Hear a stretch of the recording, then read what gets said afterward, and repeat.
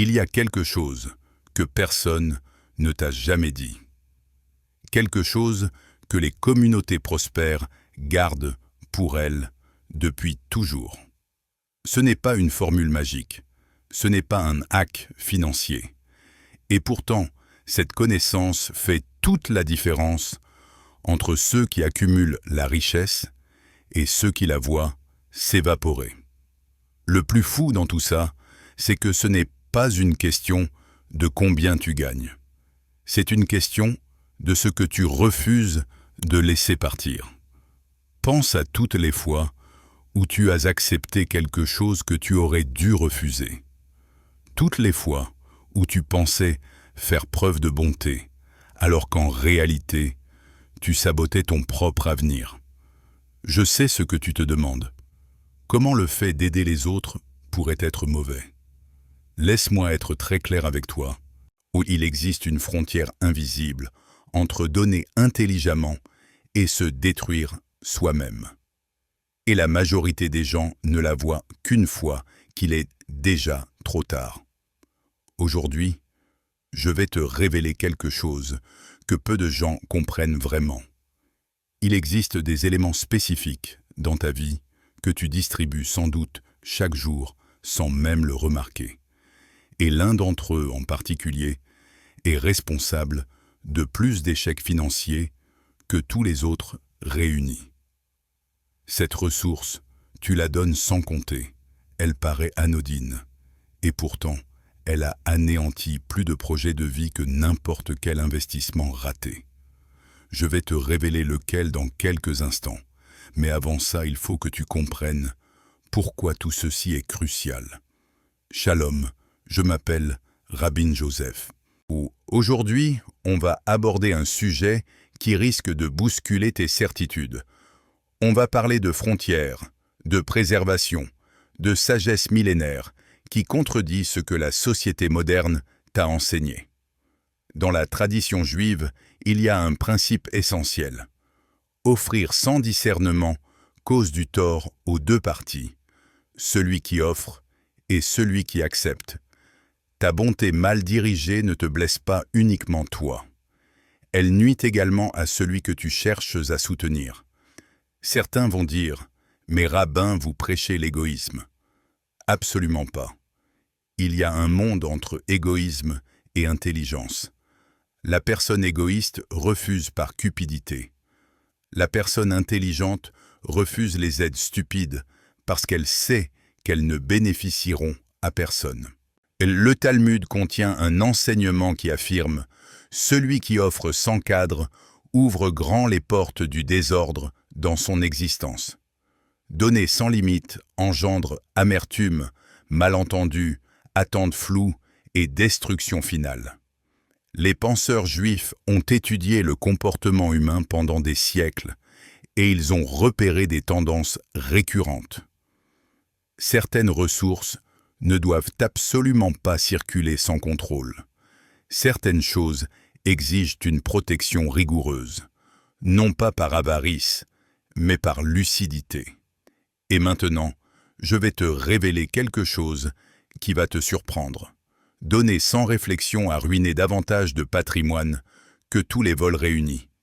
Un cambrioleur agit une fois, puis s'en va. Mais l'habitude de tout donner, elle s'incruste dans ton quotidien. Elle génère des conflits permanents. Elle transforme des proches en adversaires. Elle brise des liens familiaux entiers. J'ai été témoin de fratries qui ont cessé toute communication à cause d'une dette. J'ai vu des relations de 30 ans s'effondrer pour quelques centaines d'euros. J'ai observé des individus perdre leur logement parce qu'ils s'étaient engagés pour autrui. Donc maintenant, sois très attentif. La sagesse ancestrale juive identifie 5 catégories de ressources absolument sacrées. 5 éléments que tu ne dois en aucun cas laisser partir si tu veux bâtir une existence solide. Démarrons avec le premier élément. Le premier élément à protéger, c'est ton capital financier sans documentation formelle. Tu te dis « Mais rabbin, c'est du bon sens. Tout le monde le sait. » Vraiment? Alors pourquoi tu as déjà transféré de l'argent sans aucune trace écrite? Pourquoi continuons-nous tous à répéter cette erreur? Et on pense que formaliser montre de la méfiance. On croit que demander une preuve écrite offense l'autre. On imagine qu'entre proches, ces formalités sont superflues. Cette croyance a brisé davantage de relations que les pires trahisons. Visualise la situation. Ton ami proche a besoin de 800 € pour régler son propriétaire.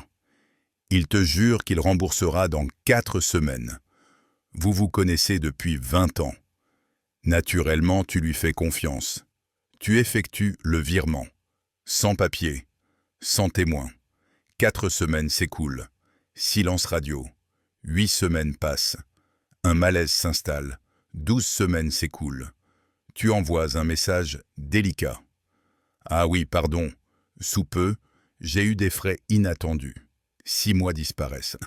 Maintenant, quand vos chemins se croisent, il prend l'autre direction. 12 mois plus tard, et 800 € volatilisés et une amitié morte. Le Talmud exprime une vérité profonde. Celui qui donne sans preuve attire le malheur vers lui. Ce n'est pas une malchance aléatoire. C'est une conséquence directe de l'absence de protection. Comment les familles juives gèrent ça? Tout est systématiquement documenté. Même pour 20 €. Même entre membres d'une même famille. Un document basique. Même un simple SMS. 45 secondes. C'est tout ce qu'il faut. Et voici un détail fascinant. Lorsque tu proposes de documenter l'échange, la réaction de la personne est révélatrice. Si elle accepte naturellement, c'est qu'elle a véritablement l'intention de rembourser. Si elle s'offense, attention. Quelqu'un qui refuse toute traçabilité n'envisage pas de restituer les fonds. Et les sages enseignent que la clarté comptable préserve l'amitié. Quand tout est transparent, l'ambiguïté n'a aucune place. La documentation ne protège pas uniquement celui qui donne. Elle protège également celui qui reçoit. À partir de maintenant, grave cette règle. Jamais tu ne laisses partir ton argent sans preuve tangible. Peu importe que ce soit ton parent, ta sœur, ton compagnon de toujours. Documente, systématiquement. Et si la personne refuse, alors la réponse devient automatiquement non. Passons au deuxième élément. La deuxième ressource à protéger férocement, c'est ton engagement personnel en tant que caution.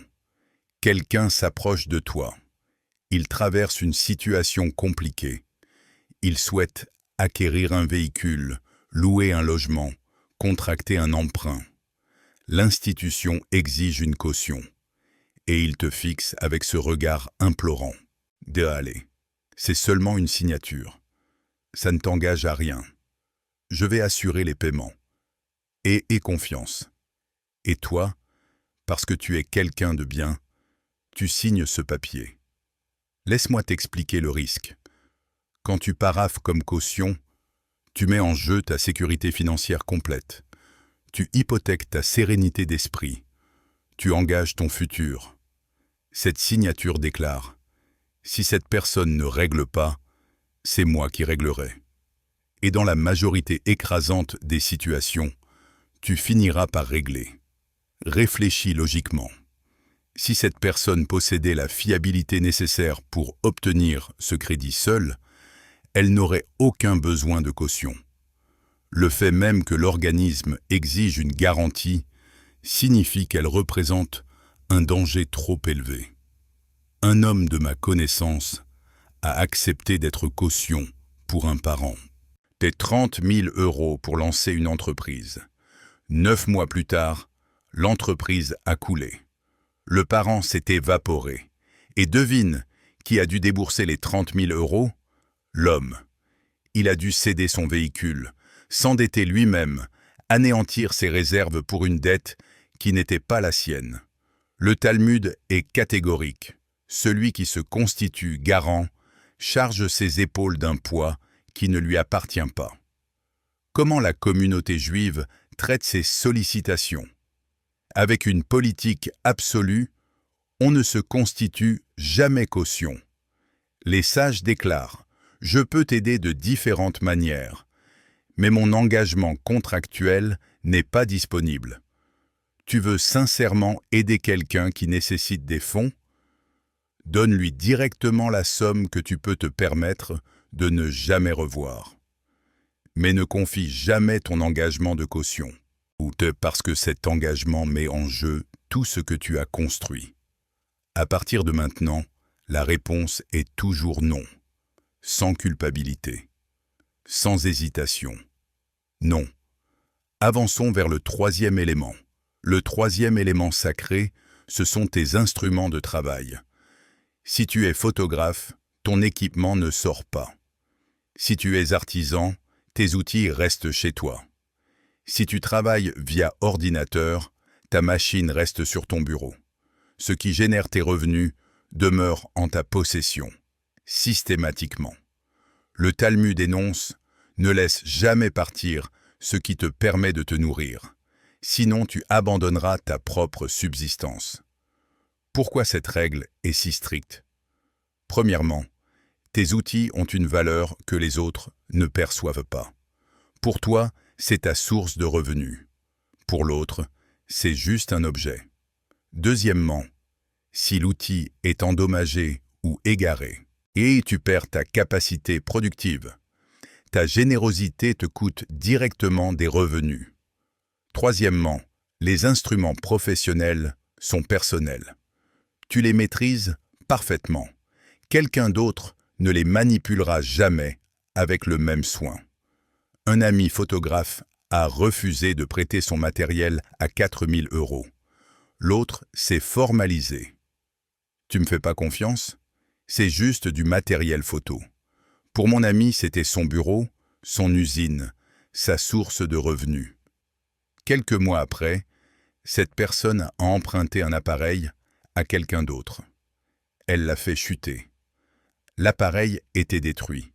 Les familles juives appliquent une règle simple. Ce qui génère tes revenus reste en ta possession. Point final. Il n'y a aucune exception. Tu veux aider quelqu'un? Propose d'exécuter le travail pour elle, ou aide-la à acquérir son propre équipement. Mais ne confie pas l'instrument lui-même. À partir de maintenant, identifie ce qui te permet de générer tes revenus. Ces éléments sont sacrés, intouchables, non négociables. Bon, nous arrivons maintenant à quelque chose de vraiment crucial. Nous atteignons le moment que j'ai annoncé au début. Nous arrivons à la ressource la plus dangereuse de toutes, celle que tu abandonnes probablement chaque jour sans même en avoir conscience. Celle qui a détruit davantage d'existence, davantage de patrimoine, davantage de destin que toutes les autres ressources combinées. Tu es prêt? Écoute avec la plus grande attention. La quatrième ressource, et c'est de loin la plus dangereuse, c'est ta confiance accordée sans vérification préalable. Voilà, ta confiance. Pas un objet, pas des fonds, ta confiance. Tu te demandes comment ça a abandonné ma confiance. La confiance, c'est gratuit, non? Erreur. Complètement faux. Ta confiance possède une valeur colossale. C'est probablement la ressource la plus précieuse que tu possèdes. Et tu la distribues comme si elle ne valait rien. Ta confiance, c'est ton système de filtrage. C'est ta protection. C'est ce qui te permet de distinguer les véritables opportunités des escroqueries. C'est ce qui te permet de séparer les individus fiables des exploiteurs. Mais voici le problème. Toi, tu accordes ta confiance sans discernement. Quelqu'un t'affirme quelque chose, tu le crois. Quelqu'un te promet quelque chose, tu y adhères. Quelqu'un te présente une opportunité. Tu plonges sans vérifier. Pourquoi? Parce qu'on t'a enseigné que faire confiance, c'était vertueux. Et c'est vrai, jusqu'à un certain degré. Mais il y a une différence colossale entre faire confiance intelligemment et faire confiance aveuglément. Les penseurs juifs ont saisi cette différence il y a des millénaires. Ils ont créé une maxime: accorde ta confiance, mais vérifie systématiquement. Respecte tous les individus, mais compte tes ressources. Exemple concret.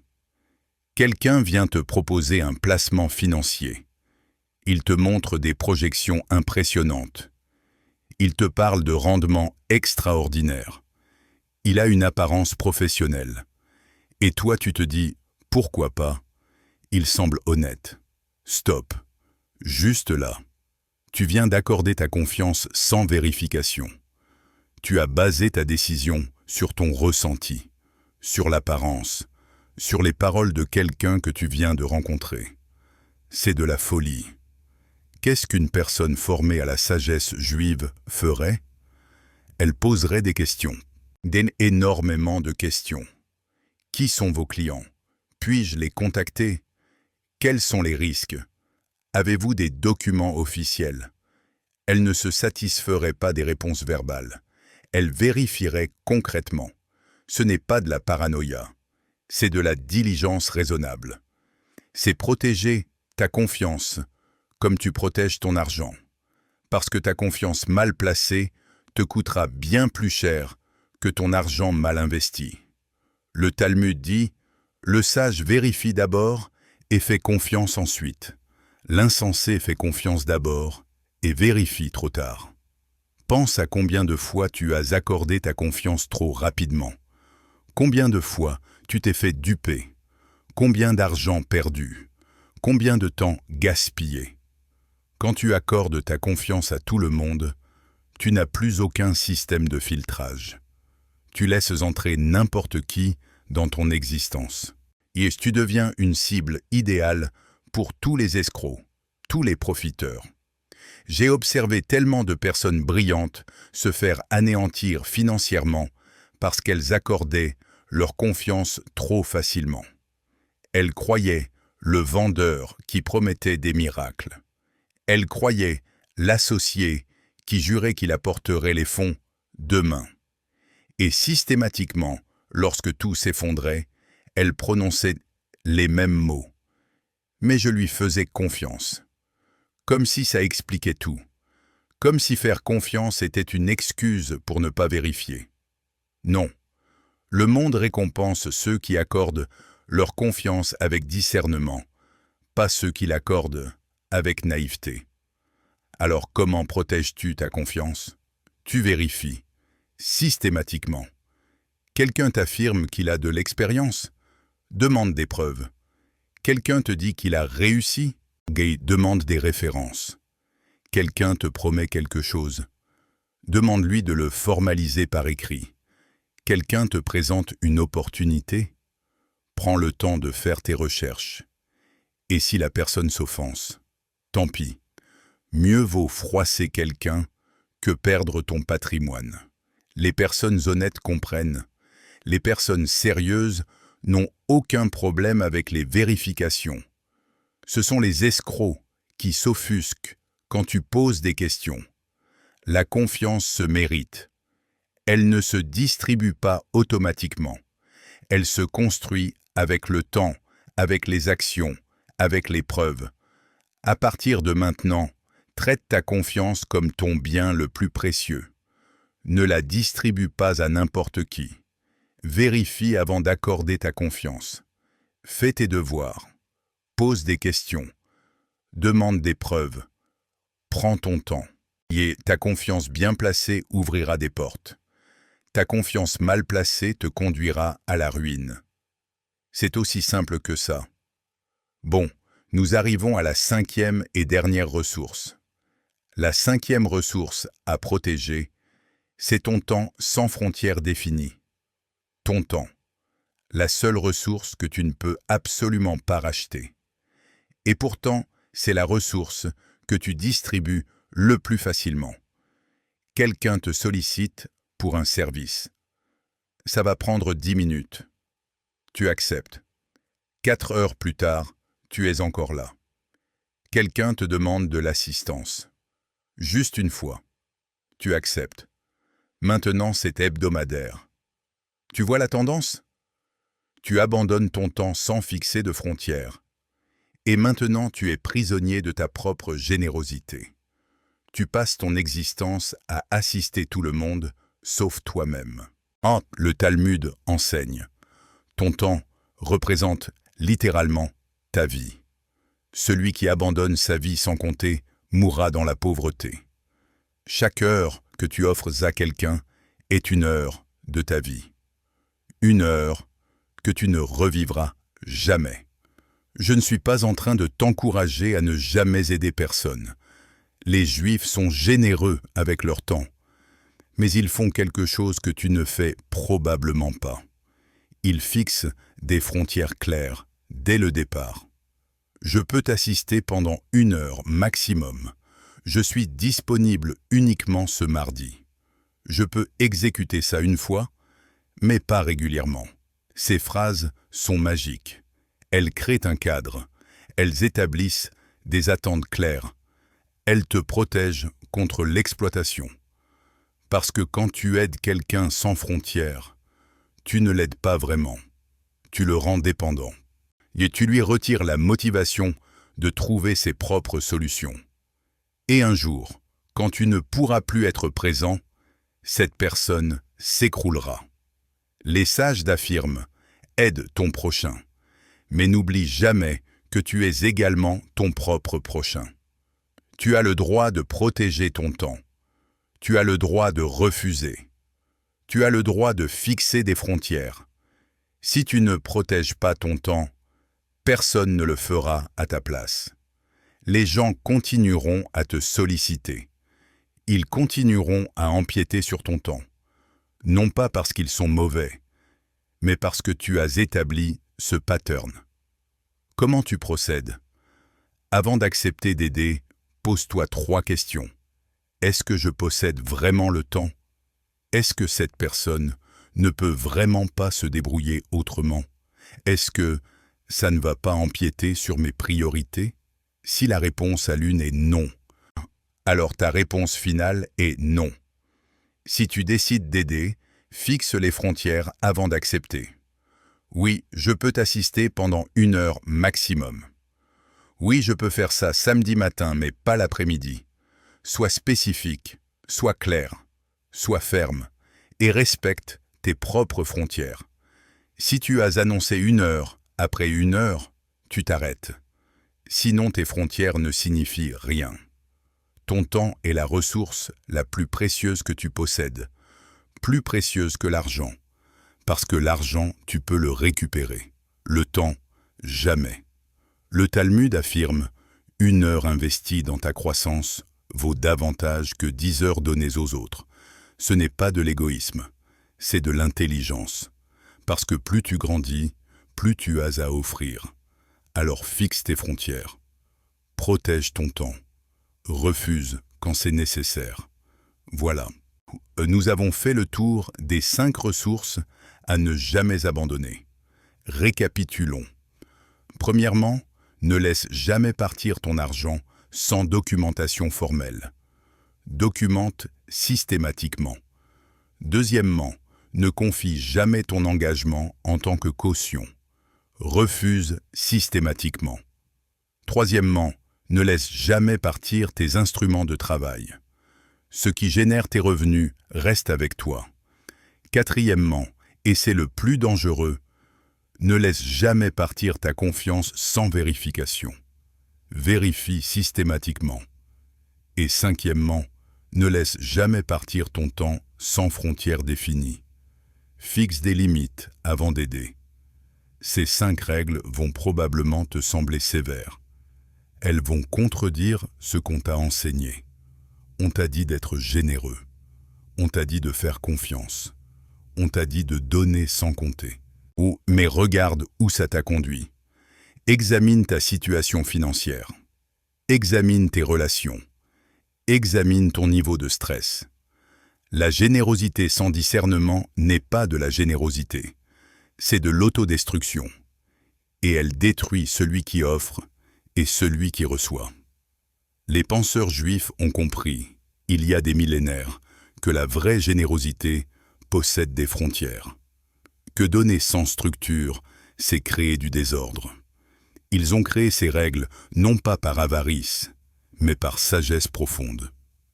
Et tu sais ce qui est remarquable? Ces règles, quand tu les appliques, elles améliorent toutes tes relations. Elles créent de la clarté.